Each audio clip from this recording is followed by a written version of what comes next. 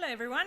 Sorry for the bit of a delay. I was quickly searching through my past PowerPoints to see if I could find this one presentation that I did, but I couldn't find it now. So I'm winging this one quite a bit, but I have at least got an idea of where we're going to go and what we're going to do.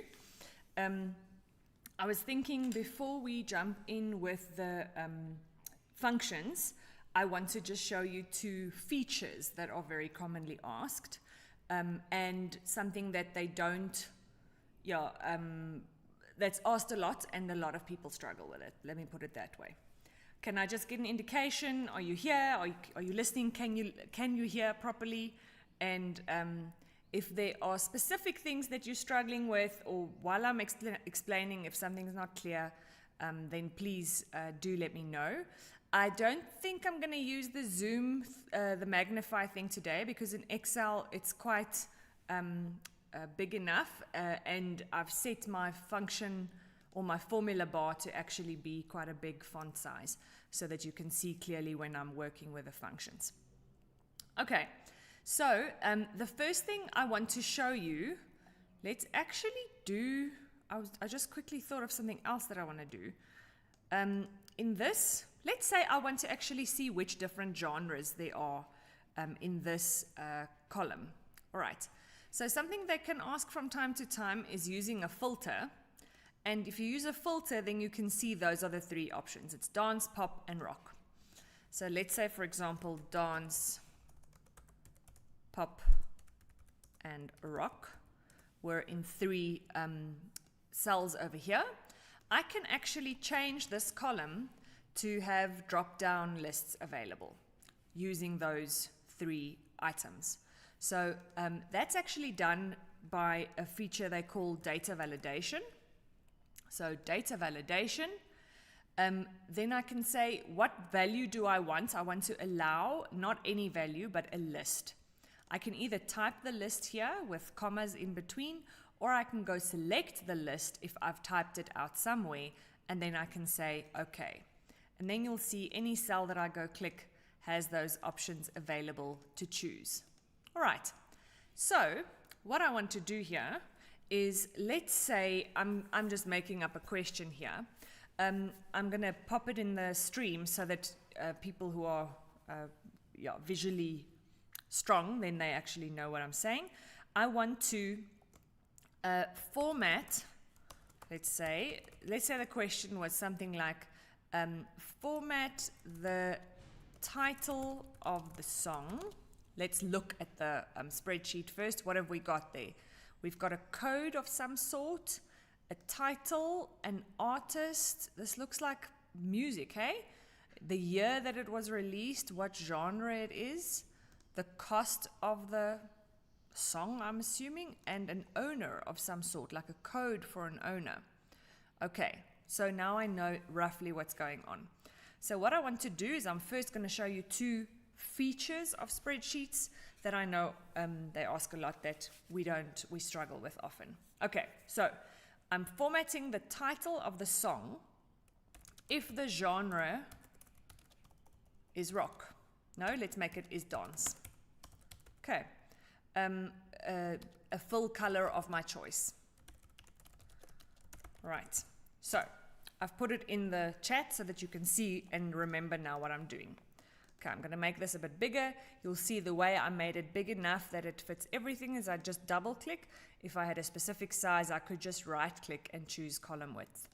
Right, so this is fancy conditional formatting. I hope most of you know the basic conditional formatting, where you can select cells and you can say conditional formatting. Let's say highlight cell rules that are less than 19 Rand, and I can choose a size, like a formatting, yellow or green or whatever. Or if I want to provide a custom format, I can do that there by custom format. Okay, so I'm doing next level conditional formatting now, and this is the one that they've been asking in past matric papers a lot. Okay, so what they do is they ask you to format something different than the column that you're actually testing. So in this instance, I want the title to be filled with a color if the genre is dance. Okay, so I'll give you an example. We'll find one here somewhere. There we've got an example where it says dance. So this cell then needs to become a color. It actually needs to do something like this.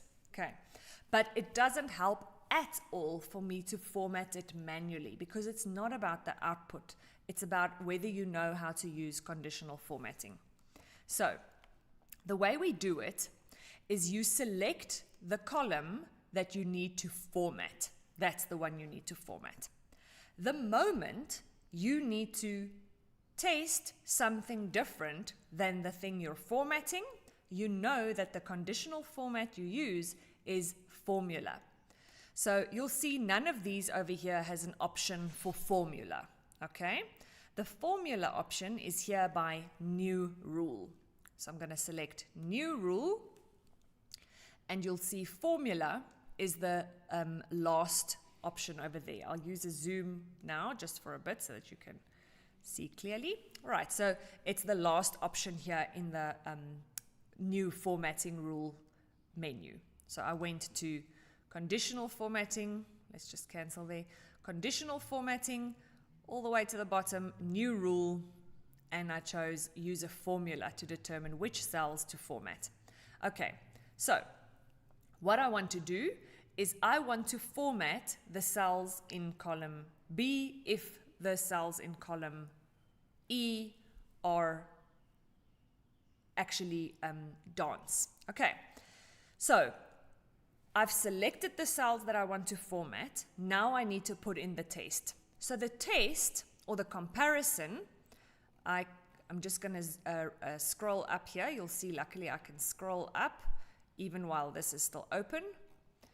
Scrolling up all the way to the top, and I'm going to choose the first cell. Right, so I'm just choosing the first cell, and I'm saying, is that equal to dance? Okay, so it's basically a logical test. The first equals came there automatically. I didn't actually put it there. I just put the middle one in. So now I've put in a logical test.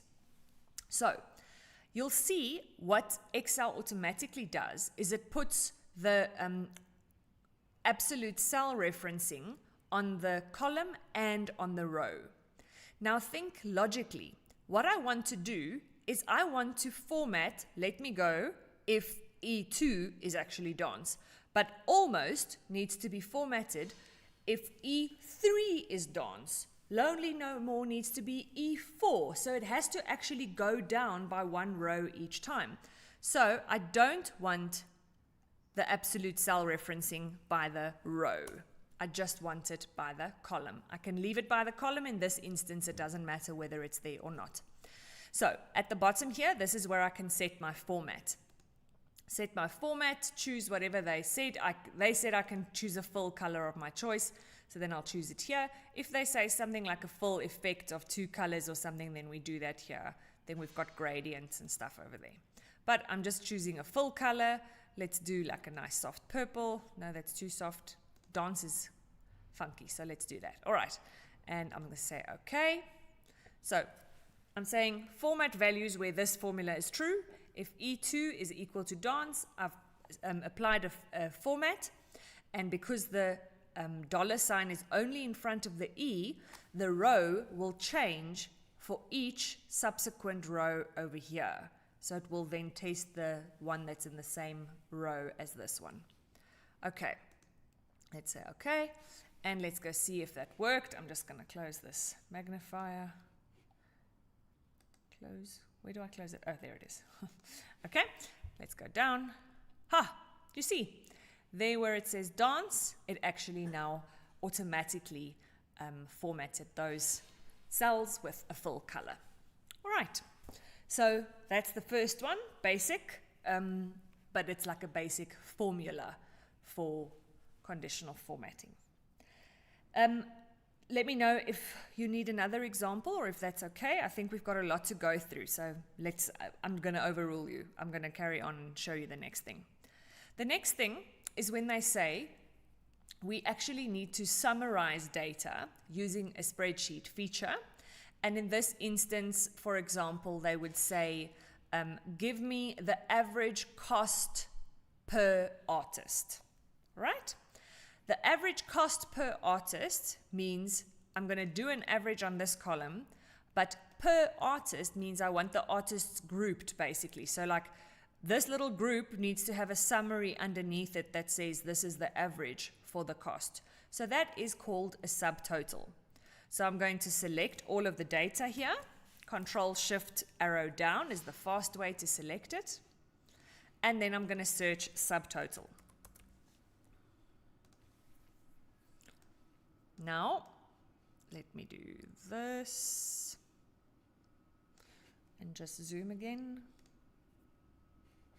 Okay, so artist, it's already sorted. I don't need to first sort it. So this is the one where I want to insert like a new row underneath it and give me a summary. So this is at each change in, this means which one am I grouping? At each change in the artist, insert a row. What function do you need to do? You need to do the function average, okay? On which column do you want to do or need to do the average? On the cost column. So take away the owner one and just leave it on cost. And let's go say okay. And you'll see it's actually done. It's inserted. You'll see at the top here it has this funny outline feature activated. It's automatically inserted extra rows and it says 3 doors average, and it actually put the average in the right column. Okay, so that's subtotal. That's the second feature. Can't we use an if statement for conditional formation? Yes, you can, but then the if true and false will still need to be if that, then it's true, then otherwise it's false. I'll show you now. It's not a good idea to do it because it's a lot more effort. Okay, let me show you that quickly. So with music, this one that I just did, hey? If I'm going to back to edit a part that I was just working on, I just choose conditional formatting, manage rules, and if it doesn't show immediately, I can change this to the whole worksheet. Then it shows me all the rules that are on this worksheet.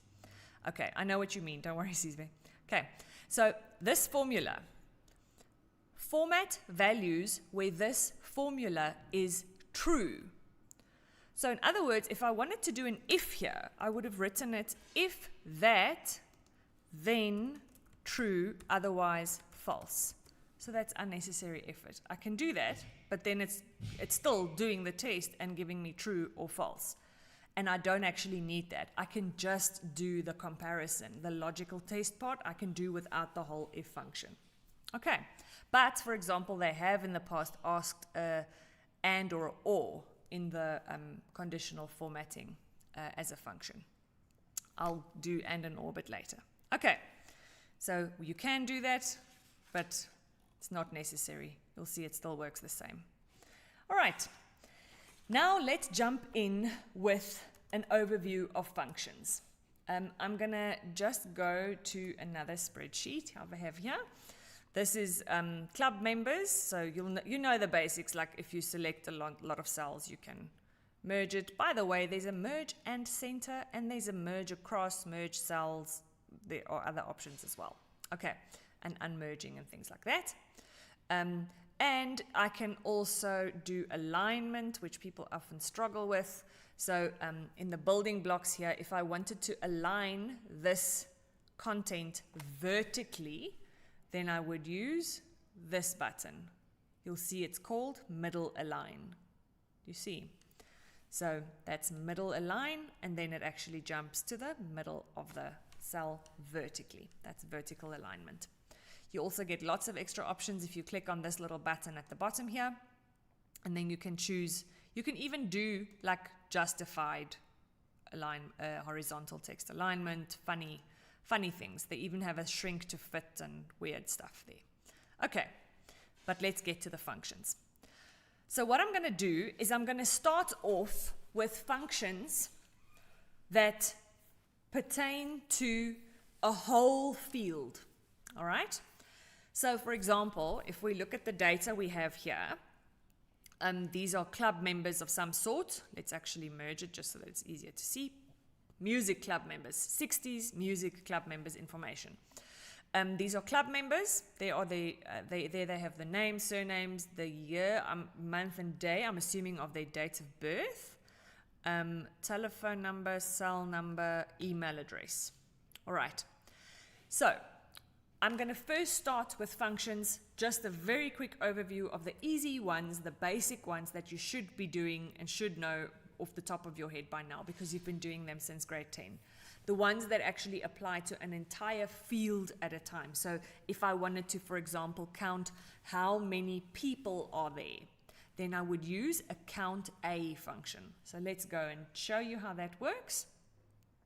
So I'm going to do the functions here and I'll type it at the top. Count. Now you'll see the moment I actually start typing, it tells me what that function does in this little pop-up. I keep opening this up. I can just as well leave it open. All right. The moment I type it in, it actually tells me what it does. Counts the number of cells in a range that contain numbers. That's not what I want to do. I want to count the number of cells in a range that are not empty. I always think of it as count anything. Okay. Count A, I just double click on that. And then value 1 can be a whole range. Okay. So then I can go and click, I want this whole column. I'm just going to click the first one. Shortcut to select the whole column is Control, Shift, arrow down, and it automatically selects the whole column for you. Always check that it does go all the way to the bottom, because if there are blanks in a column, then it will not go all the way down. Right, and we close the bracket. Enter, and there it tells us we have 99 people in this spreadsheet. If we had to count how many people have a cell phone number, I would then have to use count. I could use count A as well, but count would be the better function because then I'm counting the cells that contain numbers. Ooh, or would I? Who can think why I would not use count on the cell phone number field? I would love to hear if you can figure this one out. Let's quickly see if it works.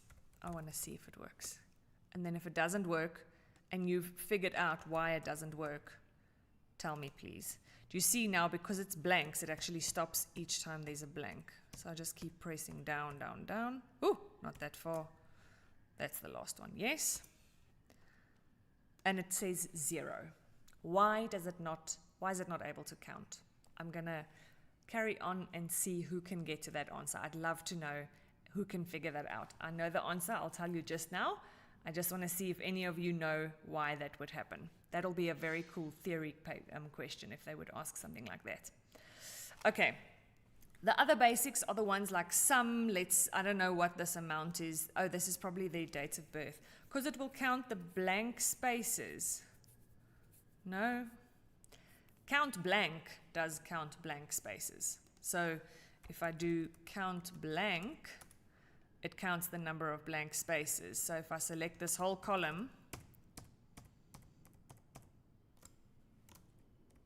no, up to there, there are 28 empty cells.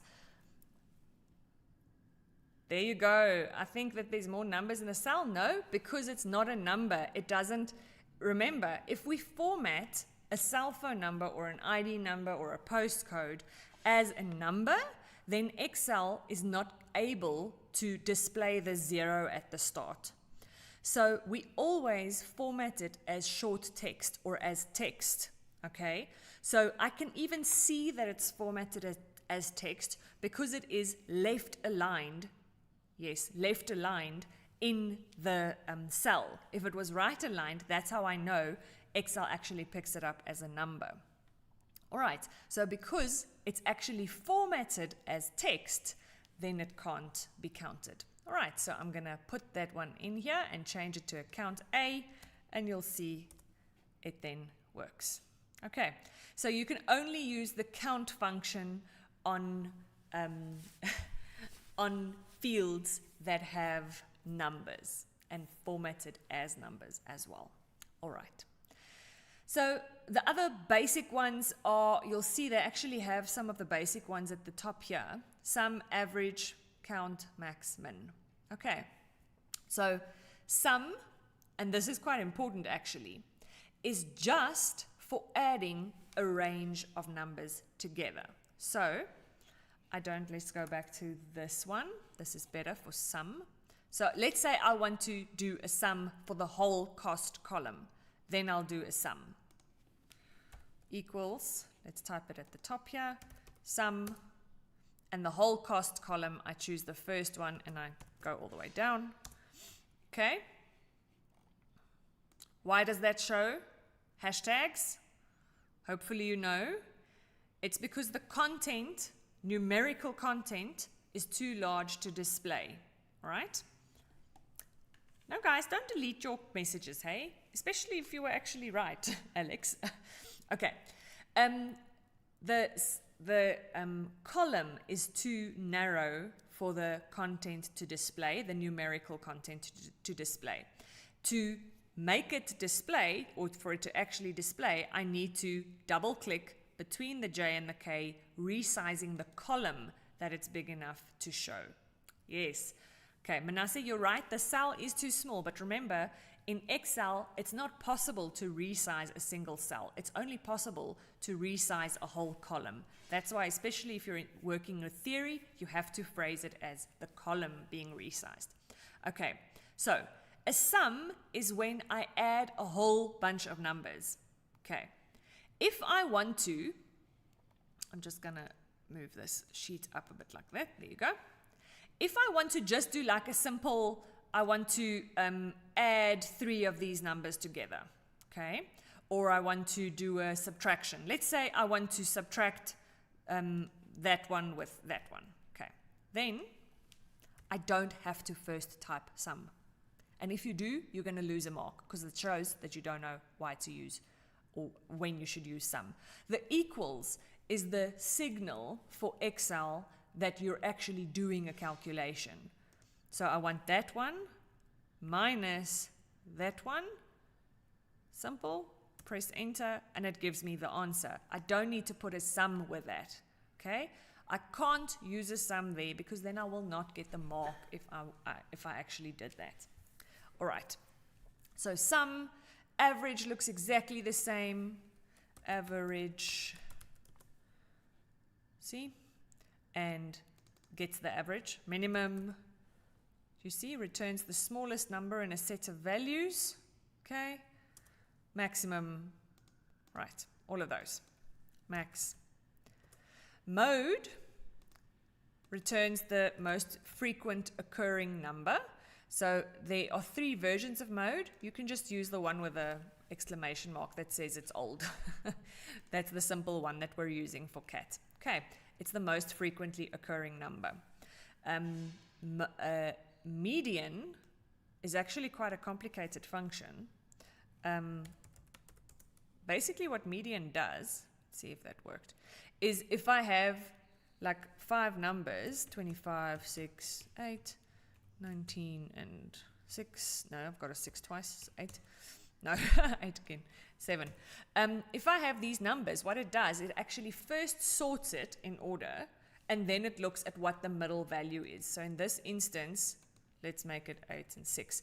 The middle value, if I sort it first, would be 8, and then it would return 8 as the result. Median. Okay, do you see?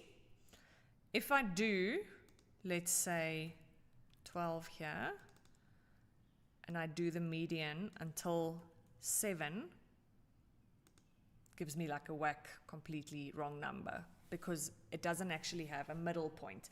So I'm assuming it's like taking the difference between the 2 in the middle or something. I don't know. Okay, don't worry about that. Ignore me. Can mode be used in a column containing words? No. It can't. I'm sure you're thinking of the PAT. You probably wanted to do like what's the most common occurring value. To actually do that, I've Googled it. It's like this gigantically long formula with 50 functions added to it. So no, definitely not. It can only be done on numbers. All right, speaking of which, let's quickly cover what are formulas and what are functions. So, these that I showed you here are obviously functions because there's actually a name and I'm just using the arguments inside the round brackets, and the round brackets belong to the function. Okay. Formulas are the moment that I use a minus, a plus, a divide, anything like that, then it's called a formula. But if I use two functions together, then it's also called a formula. So my rule is basically the moment there's any minus, subtraction, plus, division, then it's called a formula. And also, if there are more than two brackets, then it's also a formula. Then you know it's a formula. Then it's like one function with inside another function. We'll get to that, hopefully. Let's see. Time running out. Okay, so if I did, let's do a min to find what's the, I think this, is this a min or what is this? No, it's median. Let's do min. And I want to now find out what's the second smallest. So not the smallest, the second smallest. Oh, it's going to give me like a million of them, hey? Because there are a lot of these. So let's do it here. That's just going to be much easier. So small of this range, array is the range, okay? Comma, k is how manyth, okay? So if I say 1, it'll be the same as a min. And by the way, if you're just using a single function, you can press enter before you close the bracket. Would we ever get a question where we have to use both formula and functions interchangeably? The reason I'm specifying what a formula and a function are is because they will sometimes specifically phrase a question and say, use a combination of functions. Then it has to be just multiple functions together. But if they just say use a formula, then it could be just a plain minus division or whatever, or it could be like more than one function added together. Okay. The big thing where you need to know is that if it says it's a function, then you have to only use a single function. Okay. Power query, definitely not. Oh no, power is your name, is your username. Sorry, question, if you have time, can you please do questions where they might ask us to use date or time? Yes, I'm definitely going to do that. Okay, I'm just doing like a very quick overview of the easy stuff. Okay, so that's small 1. If I do small 2, it gives me the second smallest. See, same with large, largest, and second largest. Same, and you can give as how many as they want. Right. So those are functions that we use on an entire field.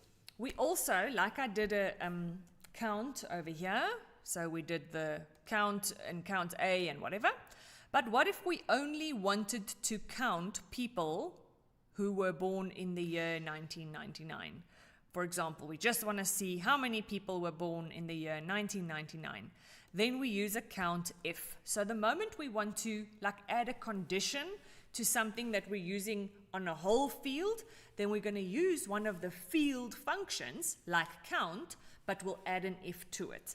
So count if, okay? And then the range is this entire column, and the criteria is 1999. Okay, you may never click on the criteria here because you always have to treat the spreadsheet as if the data can change. Yes, I'll get there, Lele, don't worry. I will do nested if. I'm just doing a very quick recap of the basics because it's crazy how many people lose their marks in the basics because they actually have completely forgotten it. Right, that's a sum if. If I wanted to count how many people are born in 1999 and in January, then I would have to use a count if S. I would have to add an S there, and then I can put in a second criteria range and criteria. Do you see that? There's a second criteria range, and now I can choose, that's the month, and I want the first month. Okay, just to show you quickly, if I use my function builder, I just click on this fx and then I can use the arguments like this. It shows the arguments that are in the ones that the name is in black or dark, bold. those ones are compulsory, and the ones that are just regular script, like this one, or text, those are optional. And you'll see they actually like describe it nice and clearly over here at the bottom. All right, so we say, okay, now it's actually considering 2 criteria that we've put in there. Right, sum and sum if, let's do that quickly. So I've done a sum here. I showed you guys the sum, okay? Sum of everything, okay?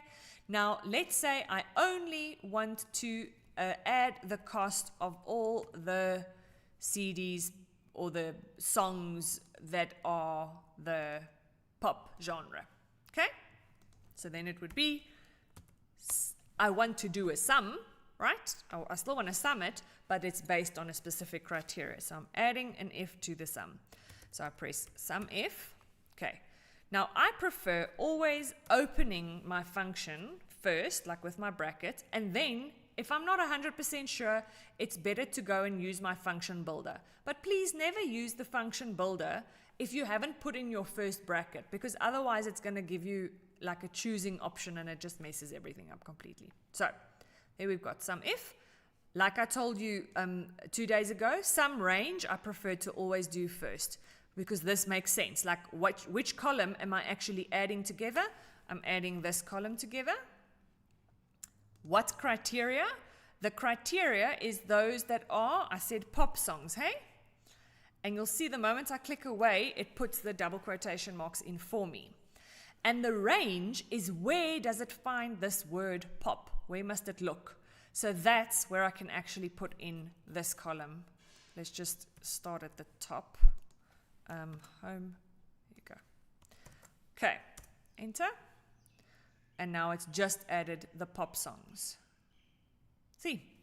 Okay, that's a sum if. And sum ifs, I don't know if we've done an example of that recently. I don't think so.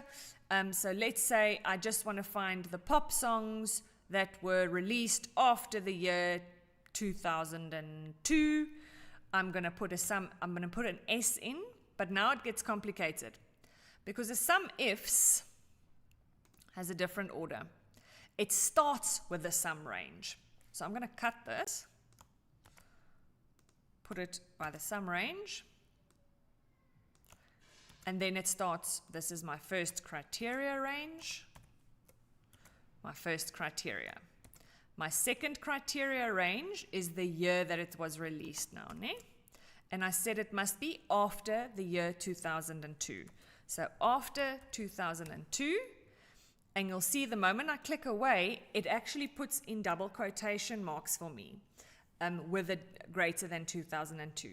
This happens automatically if I use my function builder, but I need it because I'm actually using an entire field. You'll see all the functions where you reference an entire field, like a whole range of cells. It actually needs the quotation marks around words and around numbers that have operators. It does not need double quotation marks around numbers. Okay, just normal numbers. But the moment the number has an operator, like a greater than or a less than or a something, then it needs it. Okay, it seems that they were all after 2000. Let's make it 2005. Oh, and now it's 0. Okay, never mind. You get the idea. Right, that's it for the functions that apply to an entire field. Now we switch over to the functions that apply to a single record at a time. I hope you guys are understanding what I mean by field and by record. Because a field is like a whole column. Another sum ifs example. Let me get some, I'm going to get better data for you quickly. Just give me 1 second.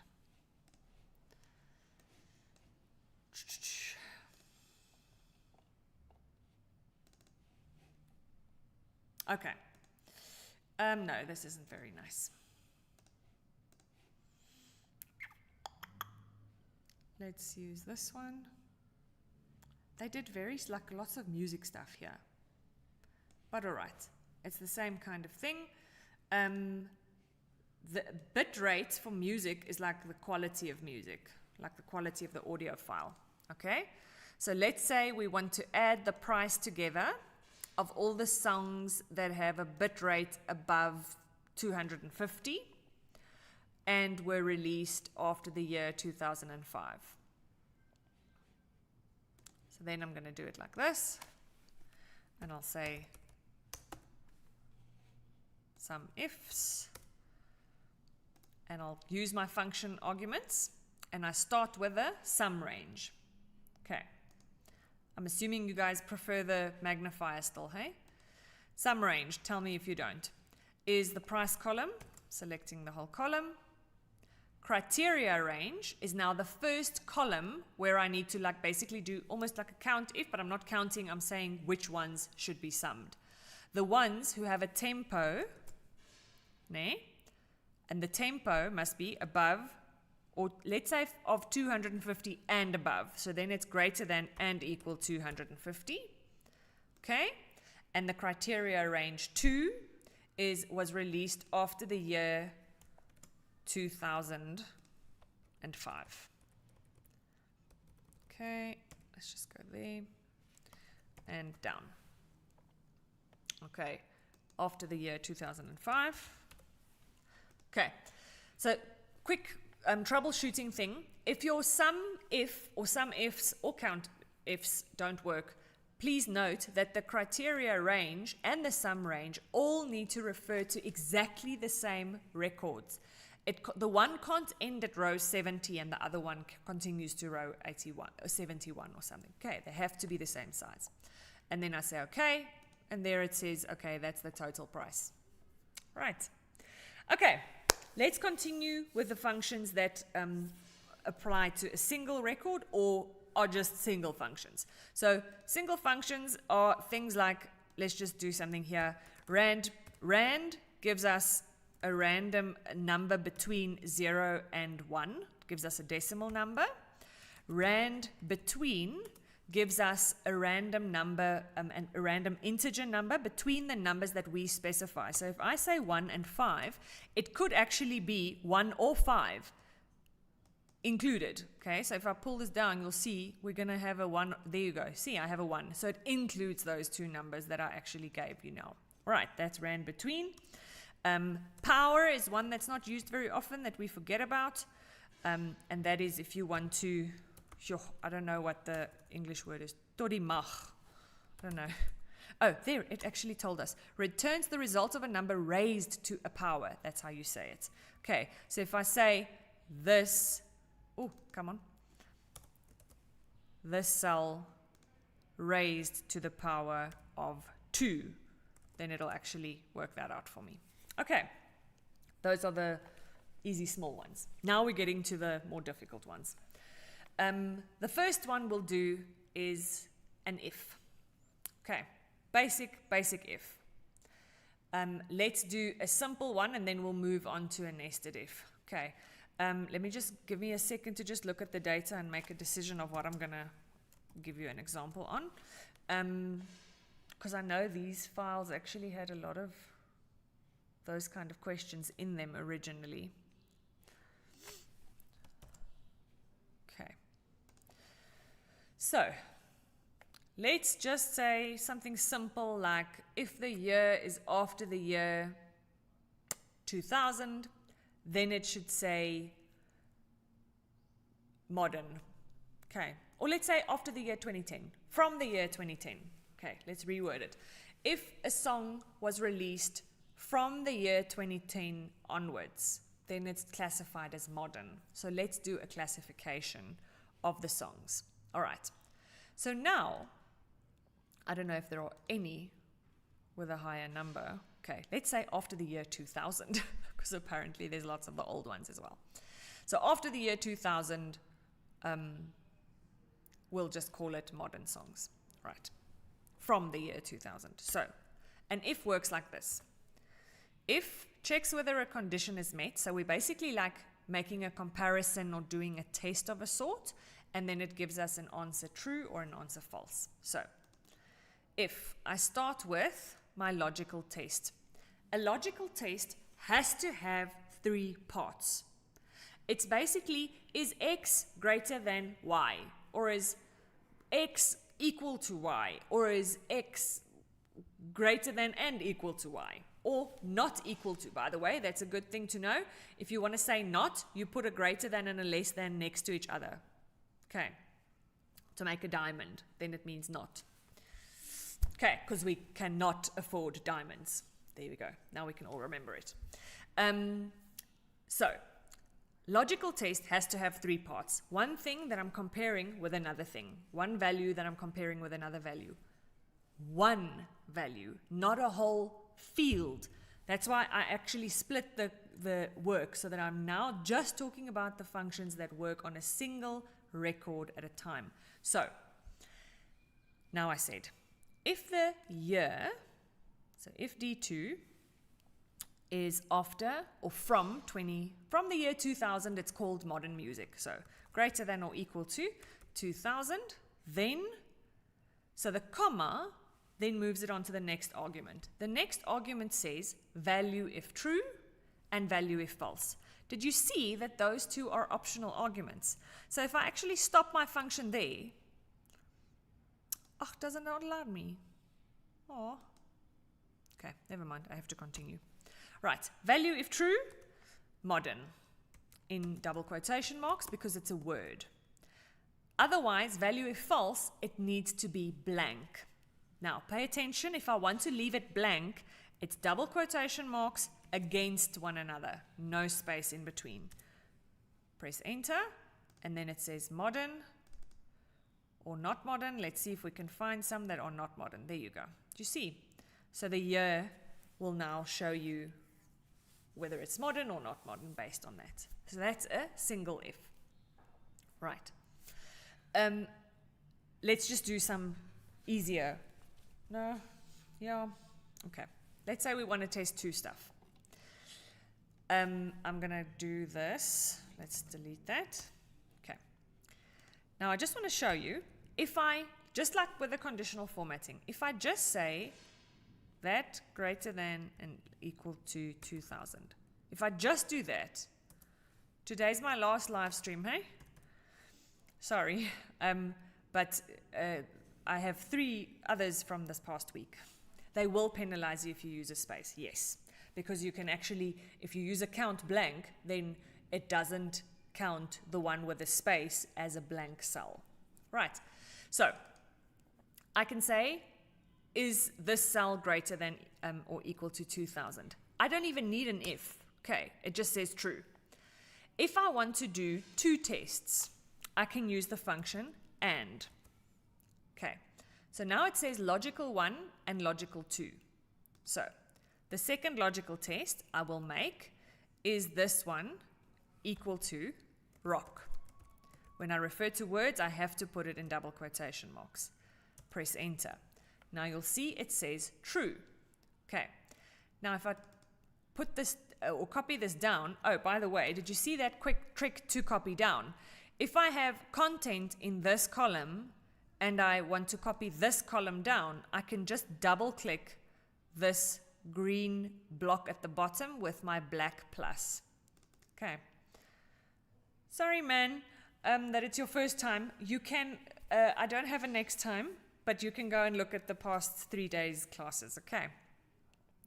And check on my channel's main page. I have, I put Mr. Long, Cat and IT's past paper discussions and stuff there as well. So that's how you can use to prepare. Right, so what an AND function does is it gives us the possibility to test more than one, or to do more than one logical test at a time, but it will only give us a true if both answers are correct. So you'll see, there I have a false, it's 2005, so it should, this one is right, but it's not rock. That's why I'm getting a false. Okay, if this was an OR, it would give me a true for almost everything. Let's find the first false. Quick way would be conditional formatting, highlight cell rules that are equal to false, light red, full. Yeah, I'm going to scroll down. Ah, there we have a false. So this one fails both tests. You see, it's not after 2000. Oh, what did I click now? It's not after 2000. Hold on, redo. And it's also not rock, that one that I saw just now. This one. Okay, so what OR does is it actually evaluates both tests, but either test can actually be passed, and then it gives you a true. So you can use an OR inside an if. Okay, I'll show you that now. First, before I carry on, there's a very important trick I want to show you quickly. If you're busy with Word, with Excel, but it actually happens a lot with Word, and you want to undo what you just did, or you want to undo a few things you just did, please don't just press undo. Use the menu, use this drop down, and see which ones you want to undo, so that you don't accidentally undo extra steps that you didn't want to undo. I have a few learners who said, man, I know I did that. I must have just tried things and pressed undo too many times. Don't do that. Just use the little arrow down and choose which ones up to where do you want to undo. Okay, so I'm going to leave that. I'm going to go show you now how we can use this inside an if. So instead, let me just remove the conditional formatting. Clear rules from selected cells. Okay. Instead of true or false, I can now say if, let's use the logical test here, if the year, that was D5, right? Was it D? Yeah, D5 is greater than or equal to 2000. Okay, now I want to do a second test. So the easiest way to do is OR. Let's put an OR there. So now OR allows me to do two tests. So instead of just doing one test in this position, I can do two. So let me do it in the function builder. So I'm going to put an OR in front and put a bracket, and then I can put a second test. You'll notice that I didn't put an equals mark in front of the OR. You see, I just put the word OR because I know that's the function name. The second test is E5 equal to, what did I say, rock? Can't even remember. Okay, rock. Okay. So either one of those two need to be passed, and then it must say it's modern music. Otherwise, it can just say, nah. Okay. Let's say okay. And let's see, double click. There you go. Oh, why didn't that work? Or rock. Oh my goodness, I actually used the wrong references. Hold on. Very, very bad mistake. Do you see that? My references were actually for cells lower down instead of the row that I'm working on. Very big mistake. So always make sure that your references are actually for the cells on the row that you're working in. Let's try that again. Okay. There it is. Okay, so it didn't pass either of those tests, so then it gets a no. All right. Same with if I want to do more than one test and it has to pass both tests, then I can just make this an AND. But then I'm going to get less of these because it has to pass both tests. So I get a na for this one, even though it's the right year, but it's not rock anymore. Do you see? Okay. So that's using an AND inside an if. Right. I think for other if examples, I'd rather do like past papers. But let's quickly move on a bit, and I'll do that at the end so I can do a few more nested ifs. I want to show you a VLOOKUP, and I want to show you text functions and date functions and time functions. Text, date, and time functions. Right, so done with this for now. Let's do something easier for a second. Let's do some text functions. Okay, so text functions basically allows us to combine different text strings, which means basically like one piece of text with another piece of text. So I'm going to say equals. Let's say I want to put a 0 in front of that telephone number, or 011. Okay? I'm going to put the 011 in quotation marks because I'm actually doing text functions or formulas now. Formula would just be using an ampersand to add the two pieces together. So now it's going to add 011 and it's then going to add the telephone number after that. Okay, that's using a formula to do it. I'm using the and sign, whereas with numbers, if I want to add them together, like 5 plus 2, I'm using a plus sign. Okay, that puts them together. Do you see? If I actually wanted a space in between, I could have put a space there and it would do a space. Okay. If I wanted to use a function to achieve that, instead of the and, I would have used concat or concatenate. Either of those are fine.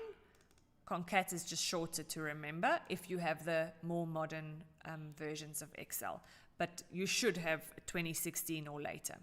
Concat this one plus this one. Now imagine I had to actually click the one under the cell that I'm at. I can either go and check it's J3 or J5 I see on the side, or I could have clicked at the top and moved it around with my arrows on my keyboard. Okay, but it's actually I5 there. Right? Concatenate those two, do you see? So concat just has more than one argument in the text. Now, guys, just a note here. There are so many functions that you need to know. As long as you have like a general idea of what the name of the function is, and then you can read your tooltip, then you're fine. You actually just need to see, what does it say? Text strings or ranges to be joined. Do you see? Nobody can remember the exact order of every single function or exactly what needs to come by each function. You just need to follow the instructions in the function builder or in the function tooltip, arguments, whatever. Okay. All right. Now, you get so many cool functions. Let's have a look here. Can you please do an exam with a value function? I'll do a value function now. So this, as we said, is actually text because we did it earlier, hey? If I wanted the number of this, just like to convert it to a number, I would use value. Okay, I'll show you an example now. Let's say I want to test, okay, let me do that in a second. I just first want to show you the separate text functions before I do a mix with them. Right, so in Excel, we don't have a little button here that allows us to change the case of letters. So if we want to make something uppercase, we actually need a function called upper. Ooh, not upper. Upper of this text. C. Lower does a lowercase. Okay. And by the way, proper does a first capital, but you don't need to know that. Okay. Left is the function to extract characters from the start of the string. The two arguments are, first, from what text, so let's say from that text, comma, number of characters are how many characters, so let's say 3 characters. Close the bracket, press enter. Okay, if you'll see the second argument was not compulsory. Do you see it has square brackets? That means it's not compulsory. So if I left that out, it still works, it just gives me one letter. That's the default. Right. Right does the opposite. It extracts from the end of the text string. So from there, if I say 2 characters, it'll do AY because those are the last 2 letters. Now, mid is the function that usually confuses everyone the most. Let's do it on this name, Asquith. So let's say I wanted to extract the Q and the U. Right, let's see, mid. So text is, where is the cell that we're using? That's the cell. Okay. Start number is if I count A is 1, S is 2, Q is 3. So that's the start number. Okay. Num chars, like you saw at the top with left and right, means the number of characters I want to extract. If I want to extract Q and U, they'll sometimes phrase it as extract the third and the fourth character. It's not that you're extracting 4 characters, you're extracting 2 because it's Q and U. So it's 2 characters. And, 2, close, you see, Q, U. Right, could we watch the video again? Yes, you can. You can use the same link, or you can just check the front page of my channel. It actually has all the live streams. Let me quickly show you that. Then you know where to go or whatever. So if you just go and open my channel, you'll see, I don't know if I can see it the way you see it, but it's basically the same kind of thing.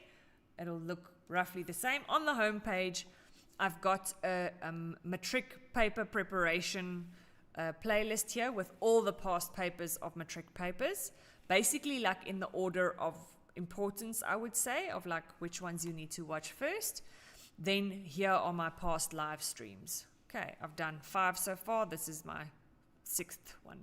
And then there's Pat and recommended channels and other stuff. Okay, but you just need those first 2. Okay, the channel, you know what channel I'm at. You don't know, I didn't need to tell you the channel. Okay, so that was mid. Now, let's go there. Let's do a function where we see, okay, which character is the M. It has to like count because it's W-I-L-L-E-M. If I count it's that it's the 6th one, okay? Then it is find. Find returns the starting position of whatever I'm specifying. So open bracket. This one is different. This one starts with what you want to find. I want to find a space. No, not a space, an M. It's lowercase m. I don't think it's case sensitive, this one, but let's see. Okay, I want to find an M within text, within this text. And I don't have to specify the third argument that says the starting number. I'm just going to use the first 2 arguments, and it says it starts at character 6. Okay, so other one is the length of the entire one. If I use the function len, and I say len of Brimmer, it's 7 characters long. And let's copy that down for a few. Imri is 5 characters long. Peterson is 8 characters long. All right, so the way you combine all of those would be, this was actually a text function question in this paper. They asked us, let me just move the screen a bit. They asked us to extract the domain name of the email addresses. So if you look at these email addresses, the domain name part would be the Yahoo or the yahoo.com or the absa.co.za or the hotmail.com. Okay, so let's try a few things here in the building blocks and see how we would do that.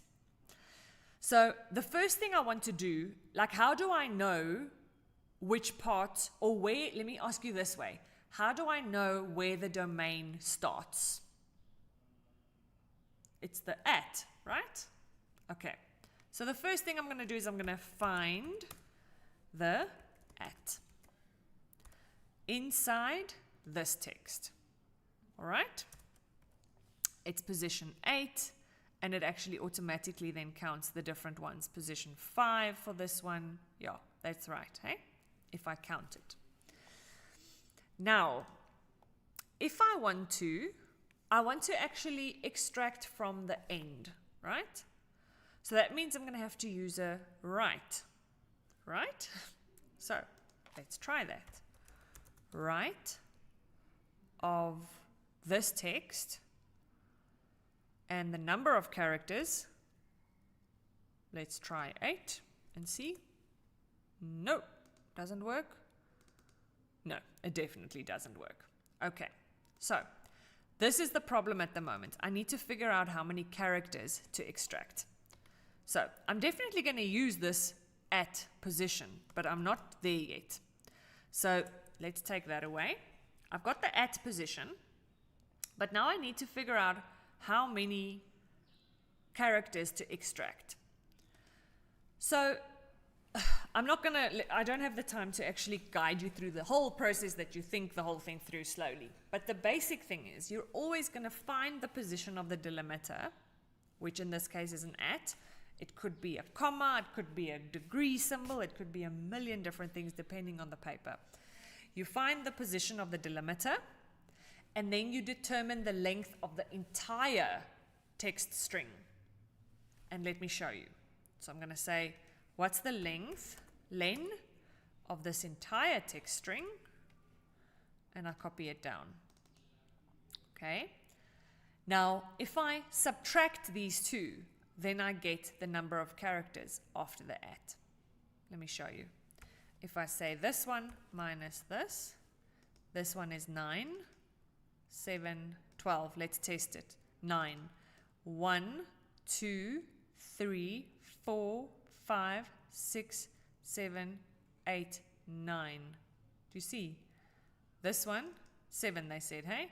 1, 2, 3, 4, 5, 6, 7. Do you see? Okay, so this is how it works. You then just say right of the email cell, single record, and the number of characters is this one that I just calculated. I'm not typing in 9, hey? I'm still referring to the calculation that I did. And then it's going to work every single instance. You see? Let me copy all 4 of these down and we can see. I'm just going to, now the double click doesn't work because there's an empty column next to that. So I'm just going to have to manually drag it. And we can check if it works nicely. Yep, MWeb, AOL, blah, blah, blah, all good. Okay, don't we use len? Yes, you got it, hey? While I was asking, thank you. Okay, so that's how text functions work if we combine them. Now, the question on value earlier was quite valid because they have asked it a few times. So let's say, I don't have a good one here, but they usually ask it on an ID number.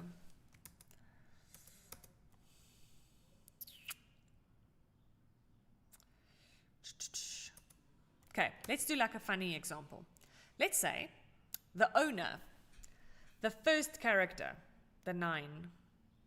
If it's a 9, then it means it's a lady. If it's a 1, it means it's a man, because those are the 2 options we have. Okay, I don't know if there are, how many more there are. If it's all 1s or... Oh, it's just 1s and 99. Okay. Anyway, 1s are males and 9s are females. So if I just have to test, I'm just extracting the first character, ne? Then I would do left. Let me do this in building blocks. With some of the older papers, you'll see they don't have building blocks here on the side. So I'm just going to make building blocks for me. Delete. Make an area for building blocks.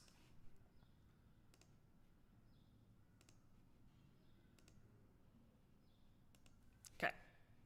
So I'm going to hide these so that I have less space in between. Okay, so the first thing I'm going to do is I'm going to extract the first character. I don't need to put in the number of characters because it's just going to do 1, right? The next thing I want to do is I want to do an if. I want to say if this is equal to a 9, then they are female, otherwise they are male. Do you see? This is wrong. This is equal to 9. Why is it not working? The reason it's not working is, do you see that the number is formatted automatically to be at the left of the cell? That means Excel currently thinks this is text. And it can't do a logical test actually counting something like, is it equal to a specific number? I think if I actually put in the double quotation marks around it, it would work. But let's say, for example, I had to do with an ID number, I think it's with 5 to 9 is are men or something. So then I would do like a greater than or equal to 9. And it wouldn't, oh, that one actually worked. Okay, don't know why. But anyway, let's see, like this. So what you need to do sometimes is then you need to first convert this field or this value, this cell, this answer, to a value, a numerical value. So I'm going to say, is the value of N2 equal to 9? And then it's going to give me female. See? Okay, so that's where you use value. All right. Let's do a quick date function, a few date functions quickly, and then I'll do. Let's first do VLOOKUP. Okay. So with VLOOKUP, they usually give us like a separate column or a separate sheet, like code here, and they give us some kind of little table. So with this specific paper, they said we need to determine what type of media it is. Is it CD, DVD, or MP3? Okay, based on the code in this first column. You see? So I'm going to do that first, and I'm going to determine which code they are, or what code it is.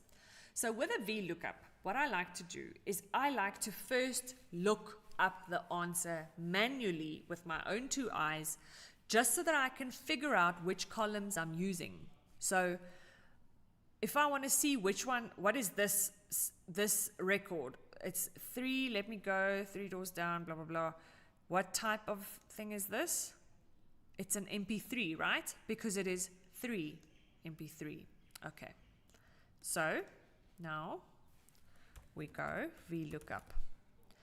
VLOOKUP stands for vertical lookup, because my list is vertical. It goes down. I'll do an example with an HLOOKUP now. So my lookup value, the thing that I used on this sheet to decide what to look, or what was the answer, is this 3, right? So it's the code. That's my lookup value. Okay? The table is, where is the table that it needs to look this up? The first column has to be the thing that contains the code. Okay? So the table array is in the second sheet. This is the whole table. They don't penalize you if you select the headings, but you really shouldn't. Okay. So that's my table. Okay. Very, very important. This code, ! refers to the name of the sheet that I'm currently on. That has to be correct. If I actually click back to music now, it changes it to the wrong name. Do you see?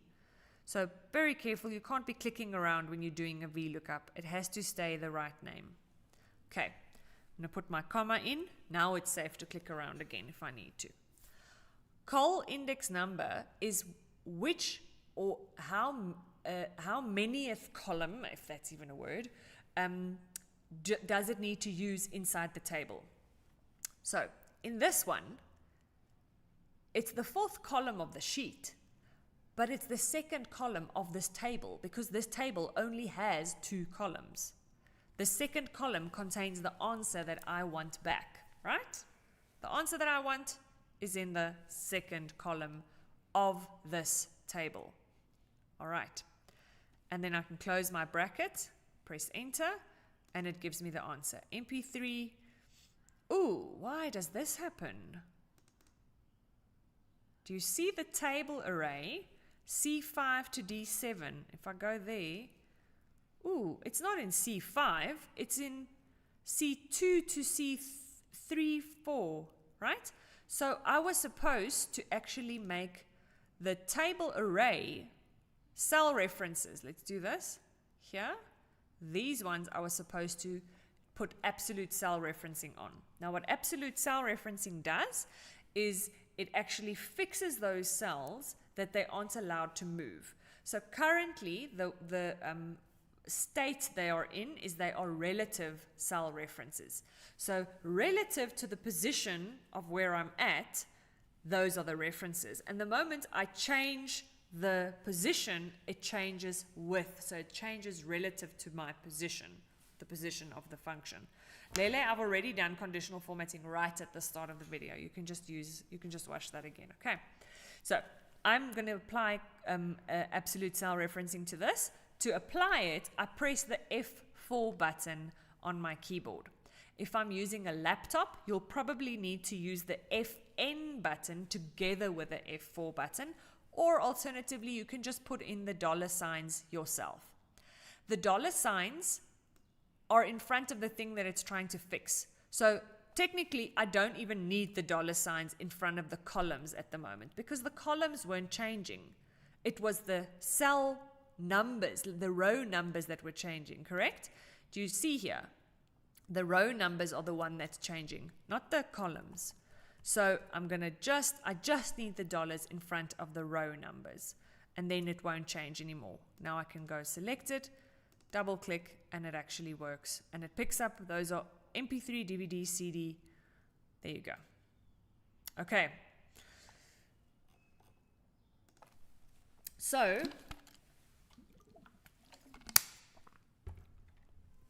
I think what they actually did in this paper is they said something like, no, I can't remember the question now. Okay, but you can go check the old videos. Let me just quickly show you an HLOOKUP. If this was, I'm going to copy it, I'm going to paste it with transpose. If this table was in this format, so the thing we're looking up is horizontal, then it would be an HLOOKUP. You are not allowed to swap it from the one to the other so that you can do the function.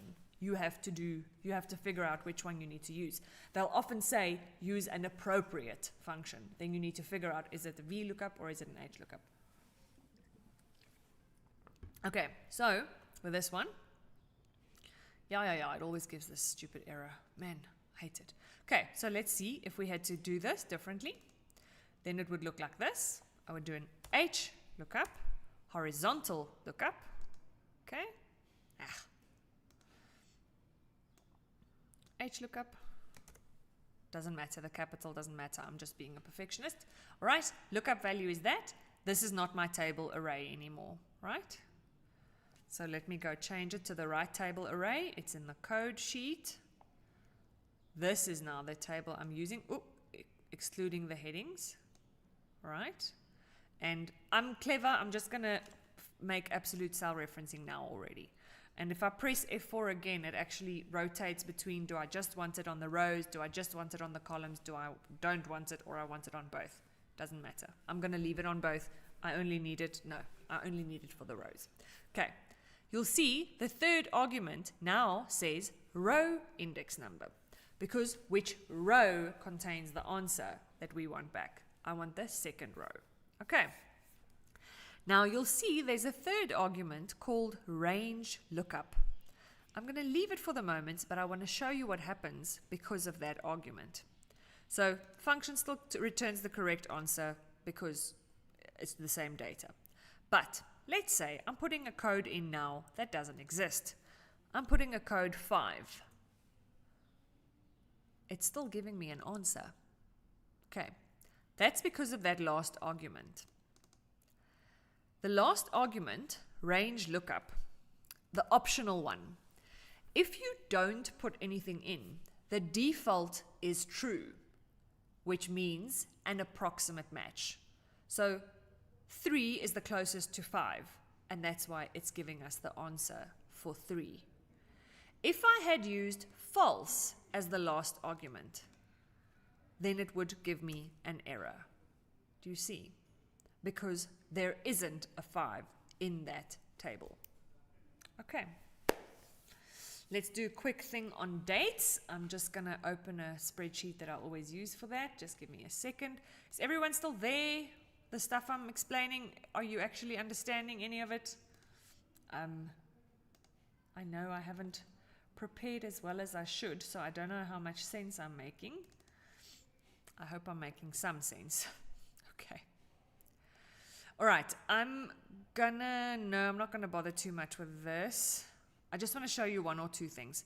So with date or time, the most important thing is that you understand how dates work in Excel. So, happy? Okay, Kirsten. Right, so you need to understand how dates work. If I press a 1 and I go and format that 1 as a date, you'll see it thinks it's the 1st of January, 1900. Okay, so that's the date that Excel started counting. So by the way, you can't actually do calculations with dates of the 1800s because it doesn't register as a date. All right, so 1 year later, if I say that plus 365, ooh, no, that must have been a year with a leap year, hey? So if I say 365, 366, then it's actually 1 year later. Okay, so clearly Excel uses numbers. If I use today's date as a function, the function is called today, and you'll see the argument that the tool tip shows me there are no arguments inside the two brackets. I just need the two brackets, and then it gives me today's date. But if I change that back to general, I can see how many days it's been since the 1st of January 1900. How cool is that? 45,218. So that's like very cool to actually calculate how long you've been in a relationship or how old you are or whatever. Okay. Okay, these are things you don't need to worry about. Date and time is now. Okay, but you'll see if I actually format it as general again, it shows me the date as an integer and the time is actually the decimal part. Okay, so if I go down here and I'll show you a few examples. If I put in 6 o'clock in the morning, 12 o'clock in the afternoon, and if I format those two as general, again, I know it's showed general, but I'm just like reformatting it as general. Then it shows me it's half a day and for 12 o'clock and a quarter of a day for 6 o'clock in the morning. All right, so that's like the kind of basics that you need to grasp regarding dates. So to format dates, if I want to format this column, for example, to look like this, I need to select it, right click, I can go to format cells, and then by number, custom, choose the one that's the closest, but I can use the codes here that I need. So if I look at the example of how I want it to start with a single day, then it has to be the full month, so that means it's not 2 M's, that just gives me a 0, 1. 3 M's gives me a shortened version of the month, a 4th M gives me the full month. And then 1900, the full year, so then it's 4 Y's, 1, 2, 3, 4. And remember, the spaces or the dashes or the whatever are important as well. So in this instance, it must be spaces. So I'll say, okay, there you go, formatted. Okay, question. If we change the format to general but do not use the specific formula, will we be penalized? Not at all. No. Generally, often you'll see that in the functions or in the questions where it's regarding dates and time, they actually give you a mark often for changing it to general or number, or they give you a mark for changing it to date or for time. Okay, so if I do formulas with date and time, let's say some people booked in and checking out on certain dates for accommodation, then I can say this date minus that date, and it calculates for me the number of days. The costs of this is this times the amount that I said. So let's say the amount is that. If I want to copy it down, look at the colors. The red one or the blue one. Which one is the problem? Which one should not copy down? It's the red one, right? So the red one is the one where I'm going to apply the absolute cell referencing. And I can copy that down. Okay. Sorry, I'm using my Afrikaans spreadsheet here, but you'll get the idea. Now, for time, let's say you're working a part-time job somewhere, and these are your shift times, and you're getting 70 Rand an hour. That would be great. Okay, so it's 1,400 hours minus 6 in the morning. Okay, so it's 8 hours. Fantastic. Now, the payment would be the number of hours times the amount that you get per hour, and this is the one we're going to use absolute cell referencing on. What? What a ripoff. 23 Rand for 8 hours of work. That can't be right. Ne? Okay. So, this is the problem. If I actually format this as general, we can see what the underlying number is that Excel is using. So I'm going to format it as general again, and then you'll see it's actually using an underlying number that's a decimal, because we saw that time are decimals, right? 6 hours is a quarter of a day. That's why it's only using 0.25. Okay. So what I have is I have time, which is a decimal, but I want it in an integer format. I want it as a whole number so that I can actually do this calculation. So I have hours, but I want days actually. Does that make sense? Because my hours are decimals, my days are integers. I have hours, I want days. So the question is, how many hours are in a day? 24. So I've got to put my brackets around it so that the subtraction is done first, and then I say times 24. And then it'll actually give me, formatted back to general, a whole number, an integer. See? Okay. So those are the formulas. Let's look at the functions. Almost done? Right. If I want to, now you see these dates, right?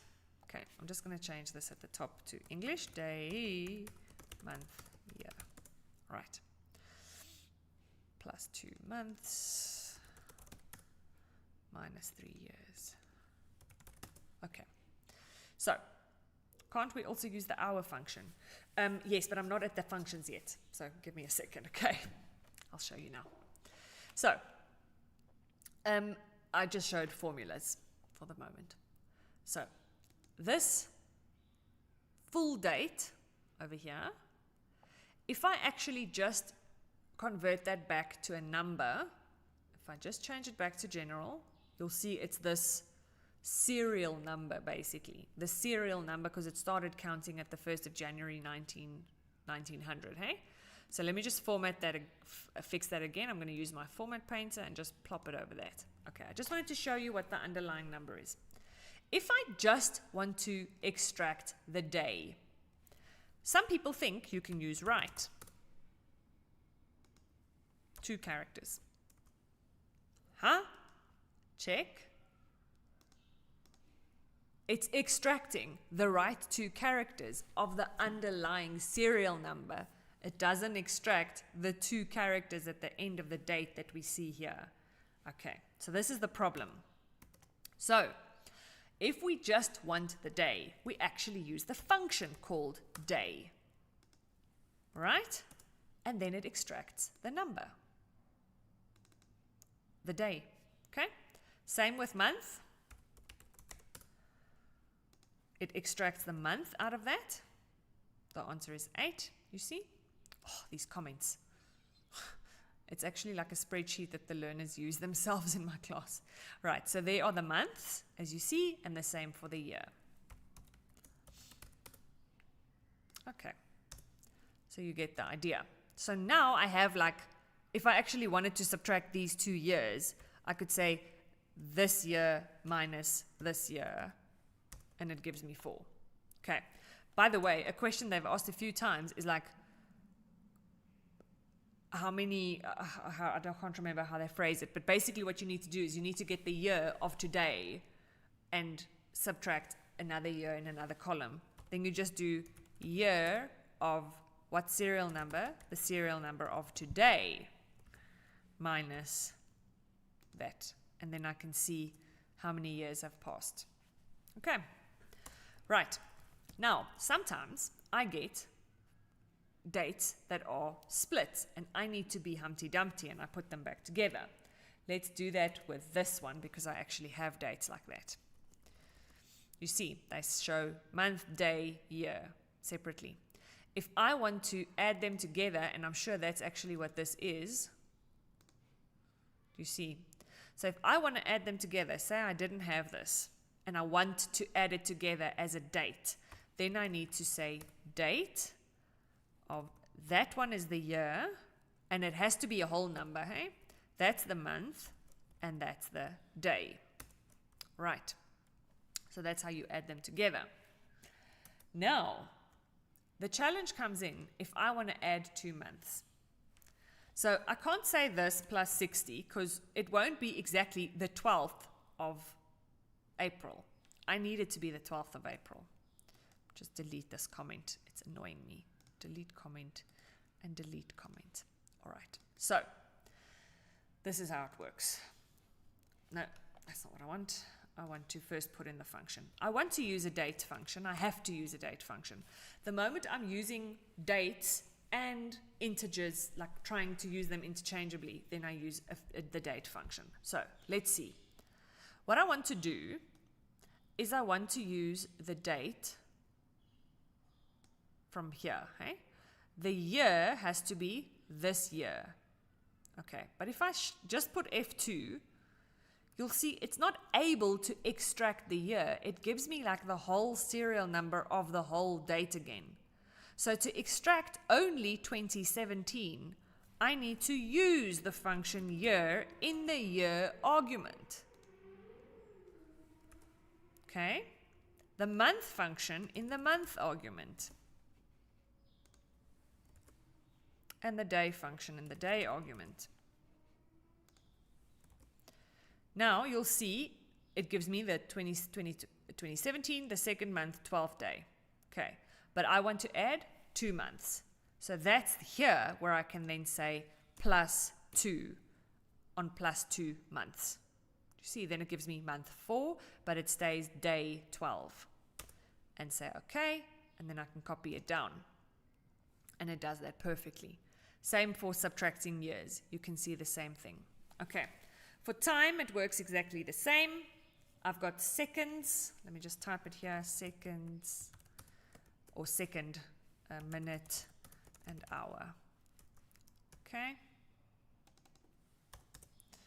And delete the comments. I don't know if I can delete the comments of the entire sheet at once. No. Can I? Review, delete. Ha, gone. All right.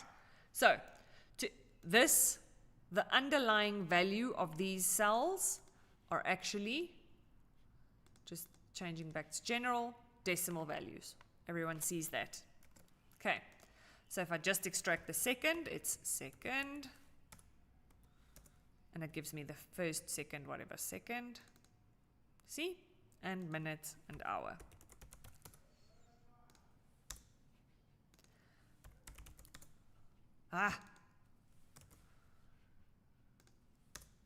Okay, and I can copy them down.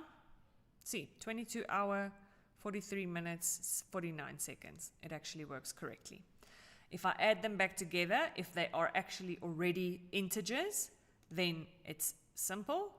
Just make this hour, minute, and second, just so everyone knows what I'm talking about. Then this would be time this time. And where does the hour go? The hour goes there, the minute goes there, and the seconds go there. Right, and it gives me a time. So, if I want to subtract, why should we? We should always make sure that the format is correct. Yeah, basically, so that it makes sense for yourself, I think. I'm not sure what specific question you're referring to, okay? All right, so if I want to subtract 76 minutes, I'm going to do it in exactly the same way. I'm going to use the time function. I'm going to use this hour but you'll see if I just click F2, it gives me the whole serial number of the time. I just want the hour as an integer number. So I have to type in hour, the function, and then click on the cell. The hour of F2 is 11. Haha, that's what I want. The minutes of F2 are 20. Okay? And the seconds of F2 are 47. Okay, now I want to subtract 76 minutes. I don't have to split it up in hour and minutes. I can actually just say minus 76, and it's automatically going to start, it's going to subtract an hour as well. Okay, so this is fine. It's not an issue. Let me show you. I say okay, and it gives me the time, 76 minutes less. Please, can someone tell me why I'm getting an error for this cell? I'd love to know if anyone can figure out why there's an error for the third cell. And then you can tell me if you understand the work. And then I think I'm done. If there's anything else you want to know or an example that you need, then you can tell me. Tell me if you know what happened there, and then tell me what more you need. For another 10 minutes or so, I'll help you. And then I'm tired and I've got to go sleep. Actually have a lot of other work still left. But I hope these streams have helped.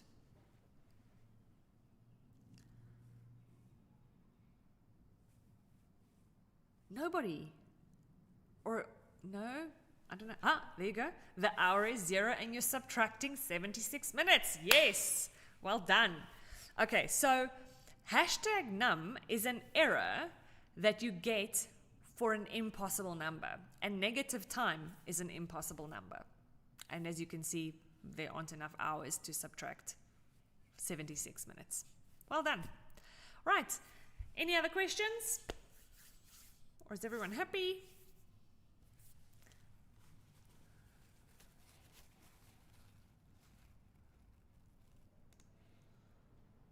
Checking. No? Everyone happy?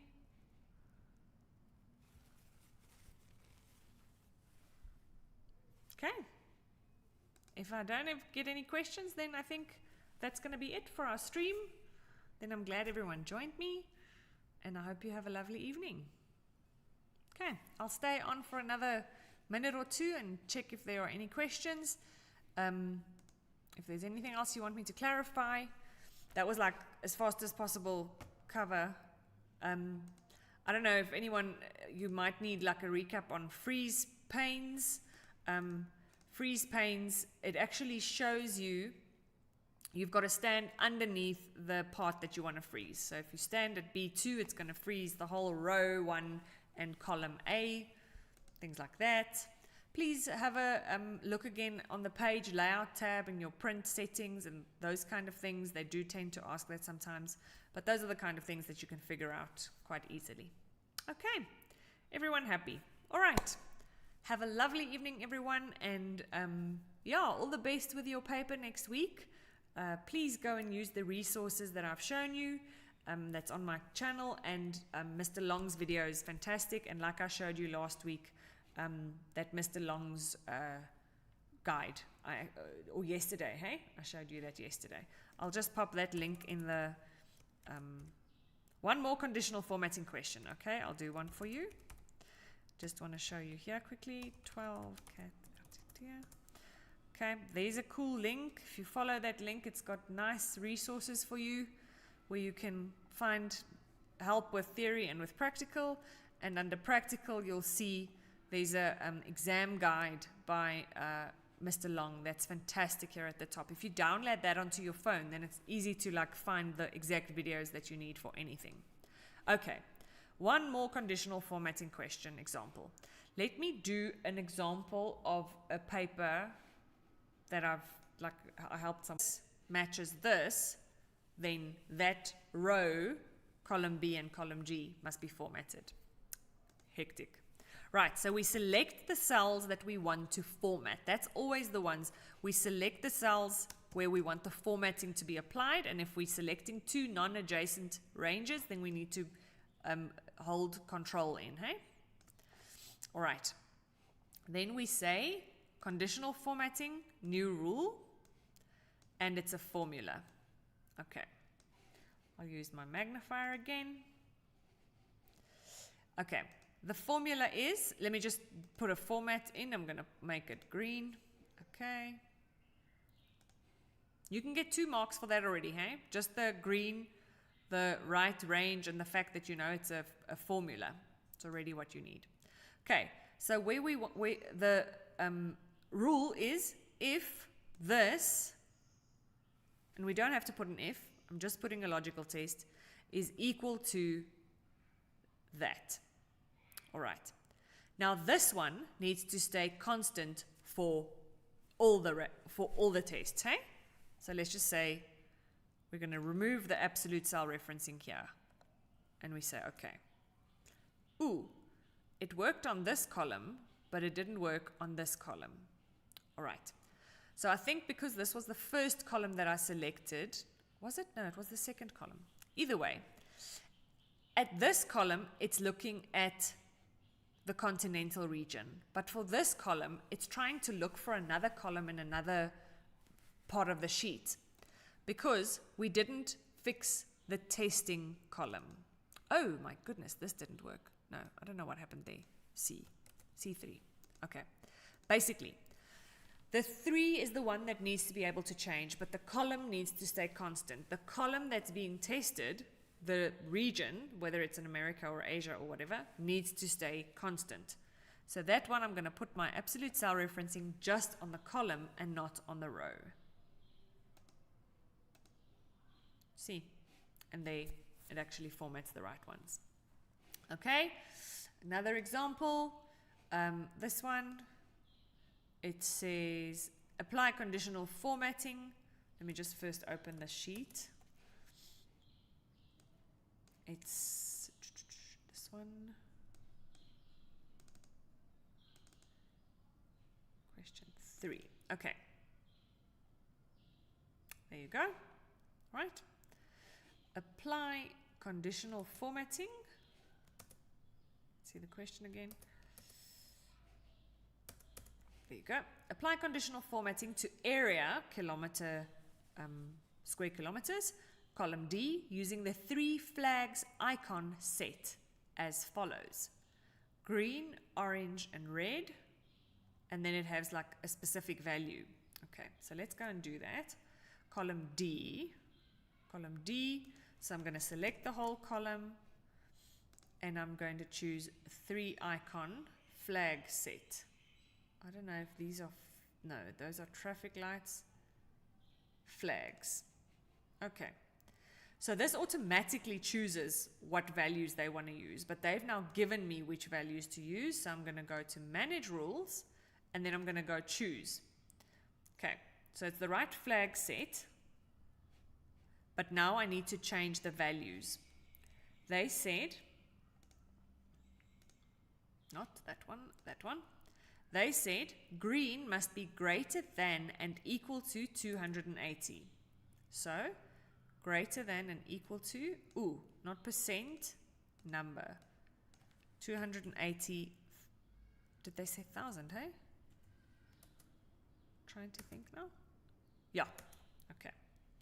All right, next one, they say orange is 30,001 to 279,999. Okay, so it's basically above 30,000. So let's go back there, and I'm just going to go like that. Open it up again.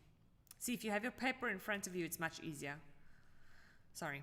Okay, so the next flag is actually when it's greater than 30,000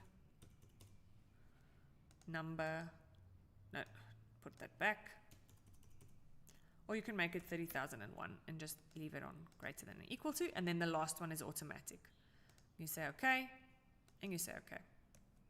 Right, that's done. Okay guys, that's me, over and out. Have a lovely evening and good luck with the exams, okay? Please get enough sleep and yeah, get a good try to really get a good meal in that morning that's going to last you till like 1 o'clock, if at all possible, because you're going to be in the class at least until 1 o'clock. All right, checking files and things like that. Okay, bye guys. That's it for me. Have a lovely evening.